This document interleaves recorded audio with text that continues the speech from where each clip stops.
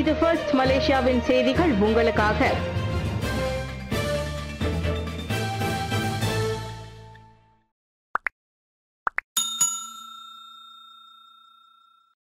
Quang young எதிர்த்தாலும் Najib ஆதரவு பேரணியில் பாஸ் கட்சியுடன் அம்னோ பங்கேற்கும், சாஹித் உறுதி.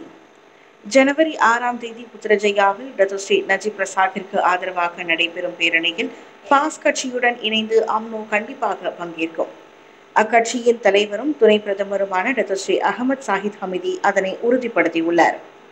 நஜீப்புக்கு ஆதரவாக 200 பேருந்துகளில் அம்னோ பாஸ் கட்சி உறுப்பினர்கள் புத்ரஜயா நோக்கி படையெடுக்க உள்ளனர். பர்சத்து கட்சியினரும் அதில் பங்கேற்பர் என தெரிகிறது. 2022ஆம் ஆண்டு முவாஃபகத் நேஷனல் ஒத்துழைப்பு முறிந்த பிறகு அம்னோவும் பாஸ் கட்சியும் மேற்கொள்ளும் முதல் ஒத்துழைப்பாக இது அமைகிறது.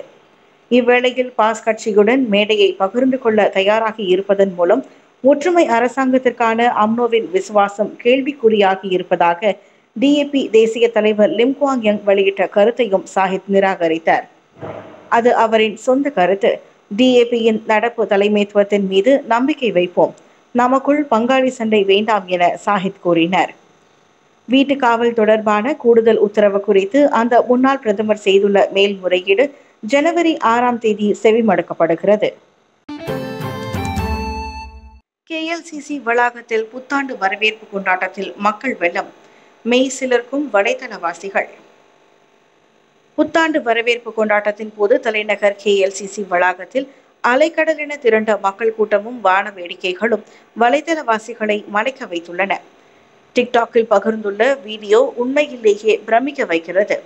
தனது ஹோட்டல் அறையில் இருந்து ஒருவர் பதிவு செய்த காட்சிகளில் கேஎல்சிசியின் வண்ணமயமான கோலமும் மக்கள் கூட்டமும் பிரம்மாண்டமாக தெரிகிறது.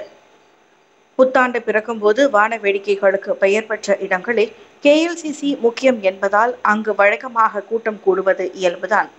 ஆனால் இவ்வாண்டு வரலாறு காணாத கூட்டத்தால் அப்பகுதியே நிரம்பி வழிகிறது. அந்த வீடியோ இதுவரை 1.4 மில்லியன் வியூகளை பெற்றுள்ளதோடு 1,28,900 லைக்ஸ்களையும் அள்ளி இருக்கின்றது. வீடியோவை பார்த்த பலர் ஆச்சரியத்தில் வாயை பிளந்தாலும் ஒரு சிலர் சில வினாடி வான வேடிக்கைகளுக்காக இப்படி ஒரு கூட்ட நெரிசல் தேவையா என கேட்கின்றனர். கூட்ட நெரிசலில் சிக்கி மிதிப்பட வாய்ப்பிருப்பதாக கூறி ஒருவர் பாதுகாப்பு குறித்த அச்சத்தையும் எழுப்பியுள்ளார். டேசாஸ் தாப்பாக்கில் கிறிஸ்துவ சமயத்தை பரப்ப முயன்ற 3வரிடம் போலீஸ் விசாரணை. டேசாஸ் தாப்பாக்கில் ஒரு பேரங்காடி முன் கிறிஸ்துவ சமயத்தை பரப்ப முயன்ற 3 தனிப்பட்ட நபர்களை கண்டறியும் நடவடிக்கையில் போலீசார் ஈடுபட்டு வருகின்றனர். டேசாஸ் தாப்பாக்கில் உள்ள பேரங்காடி முன் கிறிஸ்துவ சமய பரப்பும் கையேடுகளையும் பகிரங்கமாக வெளிநாடுகளை சேர்ந்த 3 விநியோகித்து வந்தது தொடர்பான 54 வினாடிகள் கொண்ட காணொலி வைரலானதை தொடர்ந்து திங்கட்கிழமை இரவு மணி 10:19 அளவில் போலீஸ் புகாரை பெற்றதாக வங்சா மாஜு மாவட்ட போலீஸ் தலைவர் துணை கமிஷனர் முகமது லாசிம் இஸ்மாயில் உறுதிப்படுத்தினர். இஸ்லாமிய சமயத்தை சேர்ந்த சில தனிப்பட்ட நபர்கள் கண்டனம் தெரிவித்ததை தொடர்ந்து இந்த 3 நபர்களும் அங்கிருந்து வெளியேறியதாக தெரிகிறது. தண்டனை சட்டத்தின் 298A விதியின் கீழ் இது குறித்து விசாரணை நடத்தப்பட்டு வருவதாக அவர் கூறினார். விசாரணைக்கு உதவும் பொருட்டு சம்பந்தப்பட்ட 3 நபர்களை கண்டறியும் முயற்சிகள் மேற்கொள்ளப்பட்டு வருவதாக இன்று வெளியிட்ட அறிக்கை ஒன்றில் முகமது லாசிம் தெரிவித்தார். வெள்ள நெருக்கடி பாதிக்கப்படும் SPM மாணவர்கள் மாநில கல்வித்துறை நடவடிக்கை அறையுடன் தொடர்பு கொள்ளலாம்.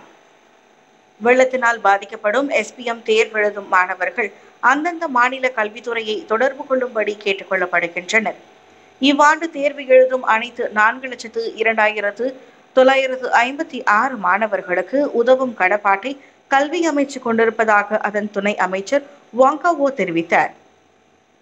வெள்ளம் மற்றும் இயற்கை பேரிடரால் SPM தேர்வெழுதும் மாணவர்கள் எவரும் தேர்வில் பங்கேற்காமல் இருந்துவிடக் கூடாது என்றும் அவர் வலியுறுத்தினார்.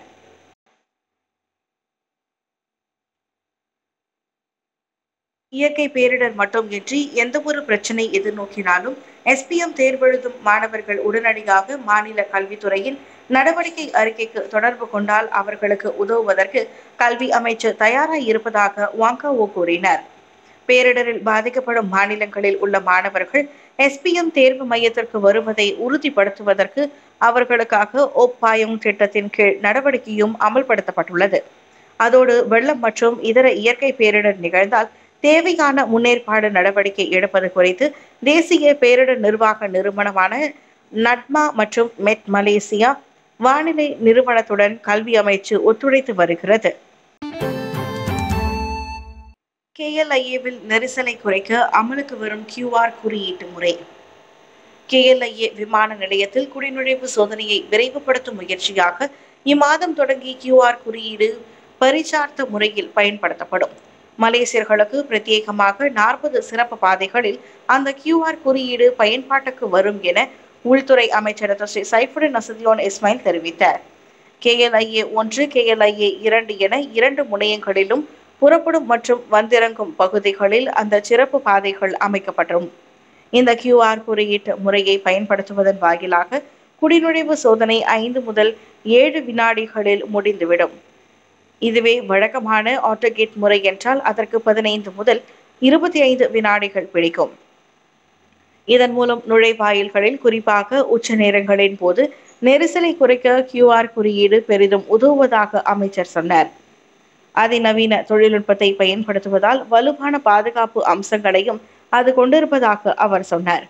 QR முறையின் கீழ் பயணிகள் தங்களின் கடப்புதல் புத்தகத்தை வெளியில் எடுக்க தேவையிருக்காது என்றாலும் பயணம் நெடுகிலும் கடப்புதழை அவர்கள் கட்டாயம் உடன் கொண்டு செல்ல வேண்டும். நிபோங் தெபாலில் மடக்கப்படும் மேஜையின் இரும்பில் சிக்கி சிறுமி மரணம். மடக்கப்படும் மேஜையின் இரும்பில் சிக்கி 6 வயது சிறுமி பரிதாபமாக மரணமடைந்தார். நிபோங் தெபால் தாமன் ஸ்ரீபுத்ராவில் தனது வீட்டில் நிகழ்ந்த அந்த துயர சம்பவத்தில் நூர் அகிஃபா ஹமேரா அப்துல்லா என்று அடையாளம் கூறப்பட்ட அந்த சிறுமி பாரிக்பூந்தார் மருத்துவமனையின் சிகிச்சை சென்றபோது இறந்தார். இச்சம்பவம் குறித்து மருத்துவமனையில் இருந்து தகவல் கிடைக்கப்பட்டதை தொடர்ந்து அச்சிறுமியின் வீட்டிற்கு விரைந்த போலீஸ் மற்றும் தடயியல் பிரிவின் அதிகாரிகள் அங்கு சென்று விசாரணை நடத்தினர். வாடகைக்கு இருந்து வரும் தனது வீட்டின் பின்புற பகுதியில் நூர் அகிஃபா மாலை 4:15 மணி அளவில் தனியாக விளையாடி கொண்டிருக்கும் போது இந்த துயர சம்பவம் நிகழ்ந்ததாக நம்பப்படுகிறது. இந்த சம்பவத்தின் போது அந்த சிறுமியின் தாயார் மற்றும் அவளது 10 வயது சகோதரன் ஆகியோர் வீட்டில் இருந்தனர். எனினும் அச்சிறுமி விளையாடி கொண்டிருந்த இடத்திலிருந்து அவர்களுக்கு எந்த ஒரு சத்தமும் கேட்கவில்லை. பாதிக்கப்பட்ட சிறுமி அண்டை வீட்டுக்காரரின் உதவியோடு மருத்துவமனைக்கு கொண்டு செல்லப்பட்ட போதிலும் சிகிச்சையின் போது இறந்ததை பினாங்கு போலீஸ் தலைவர் டத்தோ ஹம்சா அகமது உறுதிப்படுத்தினார். கெடாவில் மோசமான நிலையில் உள்ள மோட்டார் சைக்கிளில் சென்ற ஆடவருக்கு போலீஸ்காரர்கள் உதவி, நெட்டிசன்கள் பாராட்டு. பிரேக் இல்லாமல் மிகவும் மோசமான நிலையில் தனது பிள்ளைகளை ஏற்றி சென்ற மோட்டார் சைக்கிள் ஓட்டிக்கு ஒருவரின் சிரமத்தை உணர்ந்து அந்த மோட்டார் சைக்கிளுக்கு பிரேக் பொருத்தியதோடு அதனை சர்வீஸ் செய்வதற்கான செலவுகளை ஏற்றுக்கொண்ட போலீஸ்காரர்களின் மனிதாபிமான நடவடிக்கைக்கு நெட்டிசன்கள் பாராட்டி வருகின்றனர். கெடாவில் கெப்பாலா பத்தாசிற்கு அருகே சாலையில் சிவப்பு எச்சரிக்கை விளக்கு பகுதியில் அந்த மோட்டார் சைக்கிள் ஓட்டியை தடுத்து நிறுத்தியதை டிக்டாக்கில் ஒருவரால் பகிரப்பட்ட வீடியோவில் காண முடிந்தது. அந்த மோட்டார் சைக்கிள் மிகவும் மோசமாக இருப்பதோடு போக்குவரத்து விதிமீறலுக்கு பாதிப்பாக இருப்பதையும் அந்த வீடியோவில் பார்க்க முடிந்தது.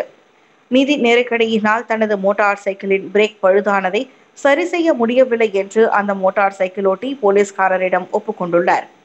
இதனைத் தொடர்ந்து அந்த தனிப்பட்ட சைக்கிள் ஓட்டுநருக்கு அபராதம் விதிப்பதற்கு பதிலாக மனிதாபிமான ரீதியில் உதவி செய்ய முடியும் என போலீஸ்காரர்கள் முடிவெடுத்தனர். சம்பந்தப்பட்ட நபரின் மோட்டார் சைக்கிளை அருகில் உள்ள மோட்டார் சைக்கிள் பழுது பார்க்கும் கடைக்கு எடுத்து சென்று அதனை பழுது பார்க்கும் பணிக்காக செலவுக்குரிய பணத்தையும் போலீஸ்காரர்களை வழங்கினர். இந்த நபருக்கு அவர்களது குழந்தைக்கும் உதவிய போலீஸ்காரர்களுக்கு தாம் நன்றி கூற கடமைப்பட்டிருப்பதாக மோட்டார் சைக்கிள் பட்டறை உரிமையாளரான ஃபிர்தாவுஸ் தெரிவித்தார். பங்கு முதலீட்டு மோசடிக்கு 1,76,000 ரிங்கிட்டை பறிகொடுத்த இல்லத்தரசி. வாட்ஸ்அப் வாயிலாக பங்கு முதலீட்டு மோசடிக்கு ஆளாகி 1,76,000 ரிங்கிட்டை பறிகொடுத்து நிற்கிற ஜொஹூர் பாருவை சேர்ந்த ஓர் இல்லத்தரசி. கடந்த நவம்பர் 6ஆம் தேதி ஃபேஸ்புக்கில் பங்கு முதலீட்டு விளம்பரத்தை பார்த்து அவர் கவரப்பட்டுள்ளார். இதையடுத்து வாட்ஸ்அப் வாயிலாக தொடர்பில் வந்த நபர் ஒரு செயலியை பதிவிறக்கம் செய்து அதில் வங்கி கணக்கு உள்ளிட்ட சுய விவரங்களை பதிவிடுமாறு அம்மாதுவை கேட்டுக்கொண்டுள்ளார். முதலீட்டை பொறுத்து ஒரு நாளைக்கு 12லிருந்து 100 விழுக்காடு வரை லாபம் கிடைக்கும் என அவர் நம்ப வைக்கப்பட்டார். இதையடுத்து 11 முறையாக மொத்தம் 1,76,000 ரிங்கிட்டை கொடுக்கப்பட்ட வங்கி கணக்குகளுக்கு அவர் மாற்றியுள்ளார். லாபத் தொகையை மீட்க முயன்ற போது முடியாமல் போகவே தாம் ஏமாற்றப்பட்டிருப்பதை உணர்ந்து அவர் போலீசில் புகார் செய்தார். செமாக் மியூல் சிசிஐடி இணையதளத்தில் பரிசோதித்ததில் சந்தேக நபர் கொடுத்த வங்கி கணக்கு மீது முதலீட்டு மோசடி தொடர்பில் ஏற்கனவே 5 போலீஸ் புகார்கள் இருப்பது கண்டறியப்பட்டது. இதையடுத்து குற்றவியல் சட்டம் செக்ஷன் 420வது பிரிவின் கீழ் அச்சம்பவம் விசாரிக்கப்படுவதாக தென் ஜொகூர்பாரு போலீஸ் கூறியது. ஜொகூர்பாரு ஹோட்டலில் மது போதையில் ஆட்டம், 9 முஸ்லிம்கள் கைது. ஜொகூர்பாரு தாமான் பெர்லிங்கில் உள்ள ஒரு ஹோட்டலில் புத்தாண்டை ஒட்டி மது போதையில் ஆட்டம் போட்ட 9 முஸ்லிம்களை மாநில இஸ்லாமிய சமயத்துறை கைது செய்துள்ளது. பொதுமக்கள் கொடுத்த புகார் பேரில் ஹோட்டலின் கஃபே உணவகத்தில் இரவு 11 மணிக்கு சோதனை தொடங்கியது. அப்போது வருகையாளர்கள் மது போதையில் ஆட்டம் போடவும் நுரையில் விளையாடவும் தனி இடத்தை ஹோட்டல் நிர்வாகம் ஒதுக்கி இருப்பது கண்டறியப்பட்டது. பணியாளர்கள் மற்றும் வருகையாளர்கள் என மொத்தம் 29 முஸ்லிம்களிடம் சோதனை நடத்தியதில் அவர்களில் 9 பேர் மது போதையில் இருந்தது உறுதி செய்யப்பட்டது. அவர்களில் 5 பெண்களும் 4 இந்தோனேஷியர்களும் அடங்குவர். இதையடுத்து 1997ஆம் ஆண்டு ஜொகூர் ஷரியா சட்டத்தின் கீழ் விசாரணை அறிக்கை திறக்கப்பட்டுள்ளது. அந்த 9 பேரில் 6 பேர் நீதிமன்றத்தில் குற்றம் சாட்டப்பட உள்ளனர். எஞ்சிய 3 போலீஸ் ஜாமீனில் விடுவிக்கப்பட்டதாக இஸ்லாமிய சமய விவகாரங்களுக்கான மாநில ஆட்சிக்குழு உறுப்பினர் முகமது ஃபரீத் முகமது காலிட் தெரிவித்தார். அமெரிக்காவில் ட்ரம்ப் ஹோட்டலுக்கு வெளியே சைபர் ட்ரக் வெடித்து ஒருவர் பலி. அமெரிக்கா லாஸ் வேகஸில் டொனால்ட் ட்ரம்புக்கு சொந்தமான ஹோட்டலுக்கு வெளியே சைபர் ட்ரக் எனப்படும் மின்சார ட்ரக் வாகனம் வெடித்ததில் குறைந்தது ஒருவர் கொல்லப்பட்டார். உயிரிழந்தவர் சைபர் ட்ரக்கில் இருந்தவர் என தெரிவிக்கப்பட்டது. மேலும் 7 பேர் அதில் சிராய்ப்பு காயங்களுக்கு ஆளாகியுள்ளனர். ட்ரம்ப் இன்டர்நேஷனல் ஹோட்டலின் நுழைவாயிலில் கண்ணாடி கதவுகளுக்கு வெளியே அந்த டெஸ்லா சைபர் ட்ரக் நிறுத்தி வைக்கப்பட்டிருந்தது. திடீரென அது வெடித்து சிதறுவதும் பின்னர் பட்டாசுகள் போன்று சிறு சிறு வெடிப்பு ஏற்படுவதும் வைரலான சிசிடிவி கேமரா பதிவில் தெரிகிறது. அந்த வெடிப்பு சம்பவத்தை டெஸ்லா நிறுவனத்தின் மூத்த அதிகாரிகள் குழுவும் தீவிரமாக விசாரித்து வருவதாக அதன் நிறுவனர் எலன் மஸ்க் கூறியுள்ளார். இதுபோல் இதுவரை நாம் பார்த்ததில்லை என்று தனது எக்ஸ் தள பதிவில் அந்த உலக கோடீஸ்வரர் குறிப்பிட்டார். சம்பவத்திற்கான காரணம் தெரிந்ததும் அதனை பகிரவும் அவர் உறுதியளித்தார். இவ்வேளையில் அதிபர் ஜோ பைடனுக்கும் அவ்வெடிப்பு குறித்து தகவல் தெரிவிக்கப்பட்டு மத்திய அரசின் உதவி ஏதும் தேவை வென்றால் அதனை வழங்கவும் உறுதியளிக்கப்பட்டுள்ளது. புத்தாண்டில் நியூ ஆர்லியன்ஸ் நகரில் கூட்டத்திற்குள் ட்ரக் லாரி புகுந்து 10 பேர் கொல்லப்பட்ட நிலையில் இந்த லாஸ் வேகஸ் வெடிப்பு சம்பவம் ஏற்பட்டுள்ளது. எனினும் இரு சம்பவங்களுக்கும் தொடர்புண்டா என்பது பற்றி லாஸ் வேகஸ் போலீஸ் வெளிப்படையாக எதனையும் தெரிவிக்கவில்லை.